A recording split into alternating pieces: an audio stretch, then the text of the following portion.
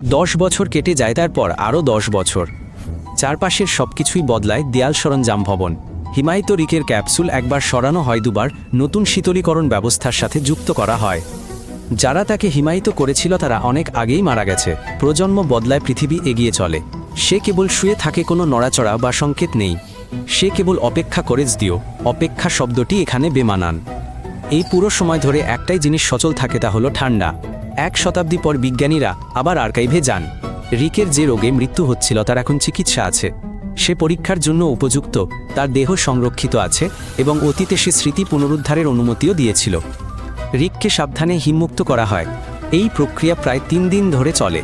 তাপমাত্রা ধীরে ধীরে বাড়ানো হয় যাতে দ্রুত গরম হয়ে টিস্যু নষ্ট না হয়। বরফ গলে যায়, তরল বাষ্পীভূত হয়। কিন্তু এই ধাপেই দেখা যায় অনেক কোষ ক্ষতিগ্রস্ত। দেহ অক্ষত মনে হলেও তা কাজ করতে পারে না। সম্পূর্ণ পর্ব দেখুন ইউটিউব চ্যানেল এটাই রিকে।